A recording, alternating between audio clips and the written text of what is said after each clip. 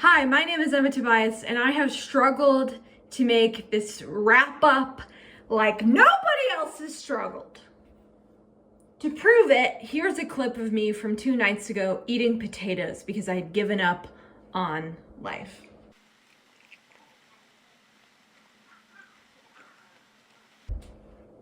Okay, but you know what? This is the time. This is the time to shine. I'm gonna tell you about a few books that I have read in the last few months and give you my reviews on them, and that is a fact. And to make it more exciting for myself, I'm gonna do it throughout the day, drinking a variety of beverages. Oh yeah, to add a little more intrigue, I thought I would try to describe the book in 5 words or less. I've already had my morning coffee, so I think we're gonna do a glass of water for this first video. All right, let's make a glass of water. For this beverage, you're gonna need a glass. You're also going to need ice, but you don't have to need ice. I just like ice. It's aggressive. And then water. I'm going with water from the fridge because it's nice and extra cold. First book I'm gonna tell you about is A Beautifully Foolish Endeavor by Hank Green. The words I'm going to be using to describe this book are, internet bad, or is it? Now, this is the sequel to Hank Green's smash hit, An Absolutely Remarkable Thing. An absolutely true remarkable thing. I always want to put a true in there, not sure if there is one. Now, I really loved that book, and guess what? I really love this book too. Hank Green is not afraid to say, everything that you fear about the internet is warranted. And I think that's a really powerful message. Also, I can't really get into the nitty-gritty of this book because if you haven't read the first book, obviously this would spoil the second book. But I will tell you this. The part in this book that is the most devastating gave the same vibes as that scene in Inside Out when that little elephant stuffed animal, played by Richard Kind, I love this book. I will now read anything Hank Green writes. This book is a love letter. It's also a searing Martin Luther-esque on the frickin' church doors moment against the internet. And I think that is important. So, I just finished my water and now I'm ready to eat a very healthy lunch of a peanut butter and jelly sandwich and corn chips. So we're gonna dive into a tiny can of Coke for my second beverage. Let's talk about the next book, The Other Bennett Sister by Janice Hadlow. The words I would use to describe this book are overlooked pianist realizes her family sucks. Janice Hadlow really said, I will contribute to the Jane Austen fanfic genre, but I will give Mary Bennett her due. This follows our goth queen, Mary Bennett. The first half, following her in the events of Pride and Prejudice. The second half, her own AU moment, years later, living her best life, and mainly realizing that her family does in fact suck. The first half, she's trying to please them. The second half, she's like, y'all don't care about me. Like, I guess you kind of care about me, but really you don't care about me, and I gotta make my own found family. And that's what you see here, and I love that. I didn't know if I was gonna like this book because Jane Austen fanfic is really hit or miss, but this was a hit, mostly because it really put a lot of depth into these characters, and Janice Hadlow was brave enough to say that Lizzie Bennett is kind of a mean girl bully, and I think that's fascinating and very interesting. Like, I love Lizzie Bennett, but also I recognize at times she is just as bad as Emma Woodhouse in terms of meddling and being rude, and I'm not afraid to say it, and nor is Janice Hadlow. Now, my favorite thing about this book, besides the fact that we see Mary Bennett grow, we see her fall in love with a nice man, we see these sisters and their relationships years later, which is really fun. My favorite thing about this book is that we see Charlotte Lucas. We see her struggling through her marriage with Mr. Collins. Like, Yes, we should be seeing this. She got married because she had to, and Mr. Collins is no peach. But also, Janice Hadlow is not afraid to make Mr. Collins the victim in this relationship. Make him the one that you feel the most bad for. And I love that. And also Mary Bennett, because they connect intellectually, like brings out a softer side of him. And I really enjoyed that. That was my favorite thing about this book. The complexity that Charlotte Lucas gets to have in her marriage with Mr. Collins and in her own self. And it was fabulous and I loved it. So all in all, this is one of the best Jane Austen fanfics I have ever read. I would really recommend it. And it has a really fabulous audiobook. So running out of beverages very quickly. We're gonna have to get kind of creative, I think. You want me to make you a what? A milkshake. Get out of my kitchen. I will make you a milkshake. Now go away. I'm gonna make her a milkshake. She's lucky because we have milk. Ooh, I know I'm gonna do. The low carb ice cream, she'll love that. Turkey Hill ice cream. I don't know if the whole world has this or not. I'll mess around. Gigantic spoon. Taking her fancy ice cream from the ice cream shop that I picked up for her out of the blue. I swear to God. I'm gonna throw some vanilla in. I've been making her chocolate or milkshake since she was like 6 months old. Oh, maybe not that old. You make a milkshake for a child, just don't, because you'll never be able to stop. They'll fly her. She'd fly her. First thing she'd do is it would say, "Daddy, can you make me a milkshake?" Oh my God. Damn, I'm good. There. Out of the recycled straws. All right, there we go. I ran through the dishwasher. They'll tell you how I made it. Okay. Watch the video and then they'll comment about the ratios of ingredients. All right, I'm out of here. I gotta go saw. This is a snowman that's currently making the room smell like pumpkin spice. I know it's February, but I do not care. Anyway, who says at 26 you can't ask your dad to make you a milkshake at 2 o'clock on a Saturday? Because milkshakes are so wholesome, I'm going to talk about 2 books that are very wholesome, very sweet, very good vibes, very like these characters would go to like a diner and share a milkshake with 2 straws, you know? And those are book 5 and book 6 of the Wedding Date series by Jasmine Guillory, Party of 2, and While We Were Dating. I have a very funny relationship with the Wedding Date series because I read the first one when it came out, DNF'd the second one, read the 4th one, then read the 3rd one, and then read 5, 6. So a little out of order, but you know, I had a great time for the most part and really enjoyed this series. And I really enjoyed both of these books as well. So Party of 2, the words I would use to describe this book are: woman teaches man to think. That may be simplifying it, but basically the concept of this book is Olivia is a lawyer. She is the sister of the main character of the first book, and she starts dating Max. Max is the youngest junior senator out of California, and, you know, a man who just is wholesome, but also like just does things without consulting his girlfriend because he thinks it's like the right move. And Olivia has to be like, if this is going to work, you need to think before you do stuff. And that's basically the theme of this book, is just being thoughtful in a relationship. I really liked this book. I liked their vibe. I enjoyed it. It was very sweet. It was very light. It was very grown up. Like, it feels like a really nice rom-com. The next book is While We Were Dating, and the words I would describe this book with are Notting Hill, but better. Think of the movie Notting Hill with Hugh Grant and Julia Roberts. Similar vibes, meaning that she is really famous, the main character Anna, and Ben, the love interest, works in advertising. So that's why it's like Notting Hill, the celebrity trope.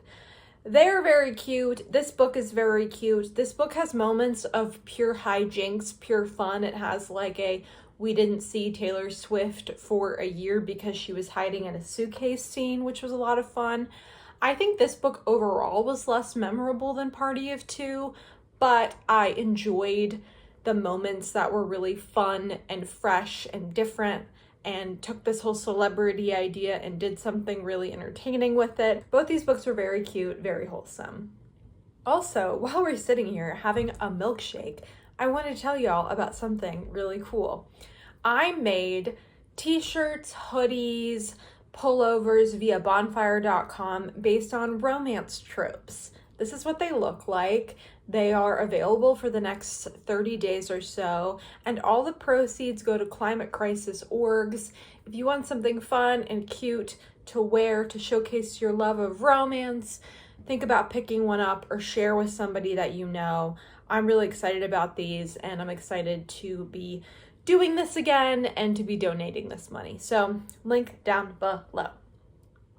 This is the same glass with new water, no ice this time, because we gotta hydrate in between our milkshakes and our Cokes. We've gotta have water. Let's talk about, what if I just started doing ASMR in the middle of this video?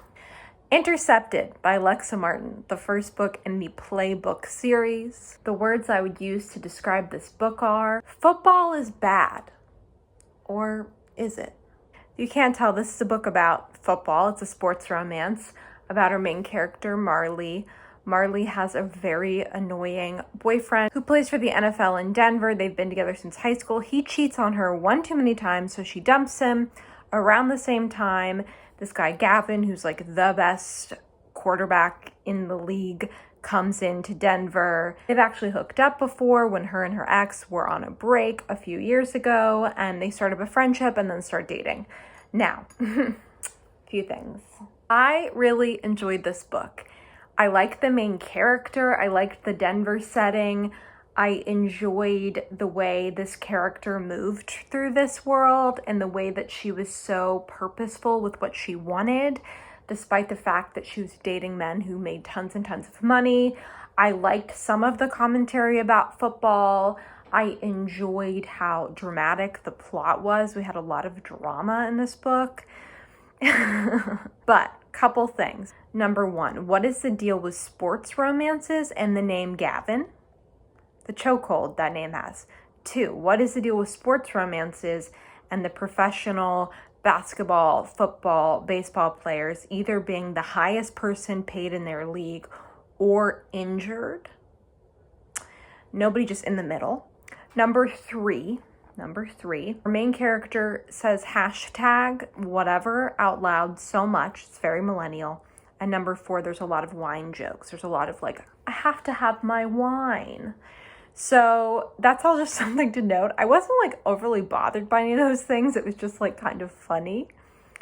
So there you go. I would definitely recommend it if you want to read something really fun, really lighthearted with an exciting plot, very readable. I think it's a very much overlooked romance. I haven't heard a lot of people talk about it. So there you go. Thank you, Intercepted. Thank you, water.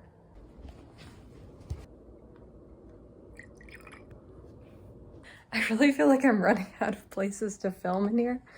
I don't normally spend a ton of time in this room, but I had an allergic reaction recently and I haven't taken the sheets off of this big bed that's next door because I am lazy. So I've been in this room, but this room is nice and light and airy.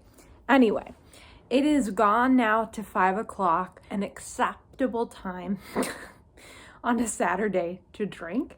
So I poured myself a wee little tequila shot for my next beverage. Just scraping the barrel here. For me to talk about two books that really deserve liquor to talk about them, you know?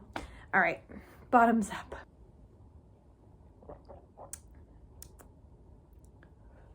Is that good or is that terrible? I burned my mouth this morning on my coffee, so everything just tastes weird. There was something evil about that tequila. I don't know. I used these shot glasses for espresso. I mean, that was wash before, but I don't know. Let's talk about these two books. They are Neon Gods and Electric Idol by Katie Robert, the first and the second book in whatever this series is called. So, Neon Gods. How would I describe this book? This pairing is very tired. Specifically, this is a retelling of Persephone and Hades, the myth of Persephone and Hades. I am very tired of this myth, but let me tell you, this book continued that trend, but despite the fact I am extra tired of it now, I sort of enjoyed this book. I laughed at times I shouldn't have laughed, but I was also intrigued through the entire thing. Like the way that Katie Robert can write books that are quite similar, like they are all, this series and the Wicked Villain series is like this semi-magical system. In this case, it's the upper city and the lower city, and the upper city is run by a council of people named after Greek gods. Some of the people were elected, some of them inherited the positions, and the lower city is run by a myth, and that myth is Hades. But of course, he's not a myth. So, you know, it has this mobster feel with light magic in it that you're not sure if it's actually magic or not, and that is very similar to the Wicked Villain series. I enjoyed this book because of how fast-paced it was, how good the audiobook was, but like I said, I did laugh when I wasn't supposed to. So take that with a grain of salt. And then Electric Idol, the sequel, it just came out. The words I would use to describe this book are, everyone needs therapy so badly. Also true of Neon Gods, but especially true here. This is a retelling of Eros, Aphrodite's son, and Psyche, our girl Persephone's sister, and Aphrodite wants to Psyche, so Eros decides to marry her to keep her safe. That's what we're looking at here. Fake dating, marriage by convenience, very similar to other Katie Robert books as well, including the first book in the series, Neon Gods. This one was more interesting because I didn't know the myth very well, but I found the plot less exciting than the first book. It had less of that like light magic that the first book had, and I wanted more of that. But I did enjoy it. I will keep reading the books in this series. They're just like not for me. I don't read dark romance. I don't read this kind of thing very much, but I'm so intrigued by them. I will say if you're new to romance, this is not where I'd start. This is something that I feel like you have to get into late in the game with your romance reading. I would not start here, but I did have a good time reading them. So what else is there to say? That shot made me feel so weird. So I don't want my mother to feel left out in the making me a drink, so I've asked her to make me a drink, and we'll see what she comes up with. All right, Mom, what drink did you make me? I put a lot of time and effort into it, and I think you need to appreciate it because it's some fine beverage. Okay, what is it? A ginger ale. Perfect! This pumpkin spice snowman candle is so good. My mouth is so confused today. Oh, it's bright. Okay, next book we're going to talk about is Reputation by Lex Croucher. I read this book as an ARC. It's already come out in the UK. It comes out in America It comes out in America on April 5th. This is a Regency era romp, if you will. It is sort of Mean Girls, Gossip Girl, Bridgerton. The 5 words I'd use to describe this book are, this is pretty mean, isn't it? Let me explain. This is about our girl, Georgina. Georgina is new in town. Her parents are academics who do not pay attention to her. She lives with her aunt and uncle who are very sweet and gets involved in society life and particularly becomes obsessed with becoming friends with this girl, Frances. Frances is a rich, cool girl, wild partier. This book is very sex, drugs, and rock and roll in Regency era England, showing a side of the Regency era that we don't often see, or when we do see it, we only see it with men or women of a lower class. We don't see it with like upper class women. So that was really interesting to see. It did have big Gossip Girl energy for sure. Like it felt like our main character was Jenny Humphrey, you know, trying to impress like Serena Vanderwoodson or Blair, that kind of vibe, which I did enjoy. My issue with this book, as you could maybe tell, is this book is pretty mean. Like I would say a solid 75% of it, you're like, dude, this is just so painful and so mean and mean-spirited. And while like the main character has this big turnaround and while she has this great growth, which I did enjoy and thought was well done, how mean it is kind of overwhelming for a lot of the book. And some of the characters do such horrible things and never really atone for them. So not a fan of that. Now, what else do I have to say about this book? This book does a lot of stuff that you don't see in Regency era books. This book features queer characters, biracial characters. It also features a assault, which trigger warning for that down below. I did not know that was in this book, so I want to make sure that y'all know that it's in this book. So it tries to go further and deeper. I don't know if it's always the most well executed or goes far enough, but it is a part of the book. Overall, it was better than I was expecting, but I definitely think it wasn't perfect, and I think at times it really shone in what it was trying to do, and at times I felt like it was too harsh. I would say that if you like Regency era stuff, if that's like your favorite genre, I would give it a read. I listened to it via NetGalley on audio, and I really liked the audiobook too. I think it was just a fantastic audiobook. The sun is so warm. I am so warm right now. Y'all, it's wine in a can time. This is a wine cube, Bubbles Rosé, refreshing, fruity, crisp. Delicious. Not quite fully the end, but we're gonna talk about another book, and that is The Heart Principle by Helen Huang. The way that I would describe this book in 5 words or less is: overlooked violinist realizes her family sucks. That may be simplifying things too much, but I want to protect this main character, Anna, with everything in my heart. I love her so much. I loved this book. I really liked the Kiss Quotient, loved the Bride Test, and adored this book. I had heard a lot of people say that like this book was super heavy and didn't even feel like a romance, but I would disagree. I think it is very heavy, but I don't think it's too much more heavier than the Bride Test. The Bride Test was still pretty heavy, so it fell in line, or like a correct escalation. Yes, I would say this book is less romance. It's more like women's fiction or literary romance. We have our main character, Anna. She meets Quan after her boyfriend says, can we open our relationship? She just wants to have a one-night stand, but she meets Quan, who is the brother of the main character in the first book, The Kiss Quotient. They hit it off. They really start to like each other, but very quickly into their relationship, her father gets sick, and she and her mother and her sister, who she has a very complicated relationship with, has to become the caregiver of her father. It's very heavy. It's a lot of trauma. It's dark. It's sad. It's brutal. It's painful.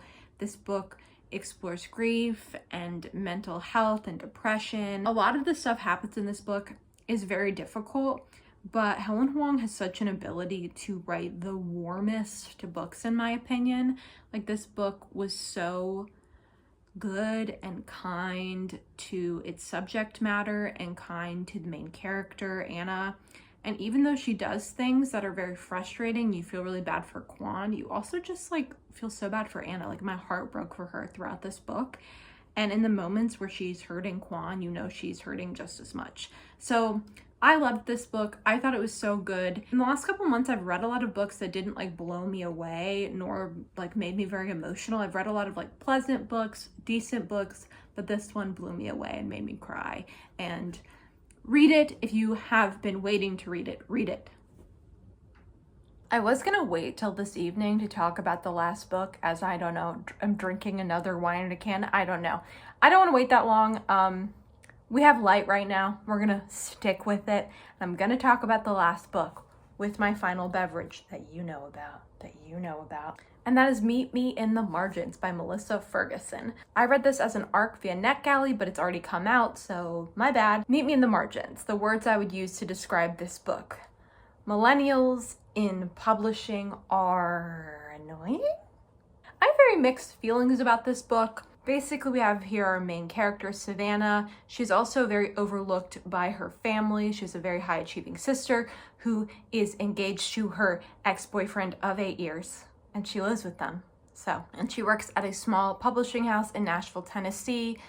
There's a lot of problems at this publishing house. It's not doing very well. And then one day, the head of the publishing house's son comes from a big publishing house from New York and takes over her division.